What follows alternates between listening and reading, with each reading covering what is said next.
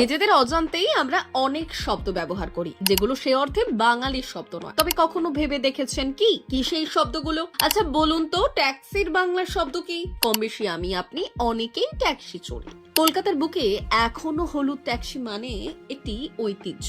কলকাতার বুকে পরিবহনের একটি গুরুত্বপূর্ণ মাধ্যম এটি। মোবাইলের মাধ্যমে বাড়ির সামনে থেকে অ্যাপকে বুক করে গন্তব্যস্থলে পৌঁছানোর চল তৈরি হলেও ঐতিহ্যবাহী হলুদ ট্যাক্সির চল কিন্তু এখনো জনপ্রিয়। বেশিরভাগ মানুষই জানেন না ট্যাক্সিকে বাংলায় কি বলে। এমনকি বহু বাঙালি সাহিত্যিকের লেখা গল্পে ট্যাক্সিকে ট্যাক্সি হিসেবেই উল্লেখ করা রয়েছে। শব্দকোষ ভান্ডার বলছে ট্যাক্সি শব্দের উৎপত্তি হয়েছে জার্মান শব্দ ট্যাক্সানুম থেকে, অর্থাৎ যা ভাড়ায় খাতে।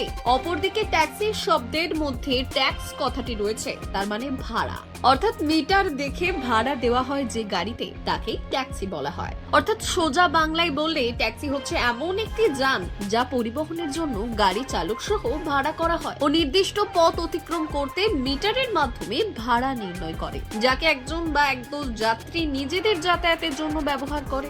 অনেক দেশে একে ট্যাক্সি ক্যাব বলা হয়। সাধারণত এর রং হয় হলুদ, তবে অঞ্চল ভেদে রঙের তারতম্য ঘটে। তবে সকল ক্ষেত্রেই ট্যাক্সির আক্ষরিক অর্থ মোটামুটি একই রকম। সাধারণত যাত্রী কত দূরত্বে যাবেন সেই ভিত্তিতে মিটার দেখে ভাড়া নির্ণয় করার বিশেষ ধরনের গাড়ির নামই হচ্ছে ট্যাক্সি। বাংলায় ট্যাক্সি শব্দের অর্থ ভাড়ায় খাটা কোনো মোটর চালিত ছোট গাড়ি, যেখানে 4 থেকে 5 জন একসঙ্গে যাতায়াত করতে পারেন। তাই সেই অর্থে এর কোনো বাংলা প্রতিশব্দ না থাকলেও ট্যাক্সির শব্দের মাধ্যমে বিশেষ ধরনের ভাড়া করা গাড়িকেই বোঝায়। অ্যাপক্যাবের যুগে ট্যাক্সি চালকদের বহু ধরনের আর্থিক ক্ষতির সম্মুখীন হতে হচ্ছে। সরকার তাদের জন্য বিভিন্ন রকমের নীতি নির্দেশিকা নির্ধারণ করেছে। কলকাতার বুকে চলাচলকারী হলুদ ট্যাক্সিতে সেভাবে আধুনিক সুযোগ সুবিধা না থাকলেও হলুদ ট্যাক্সি আজও নস্টালজিয়া অনেকের কাছে। বিভিন্ন সিনেমা, উপন্যাস, গল্পে এই গাড়ির উল্লেখ পাওয়া যায়।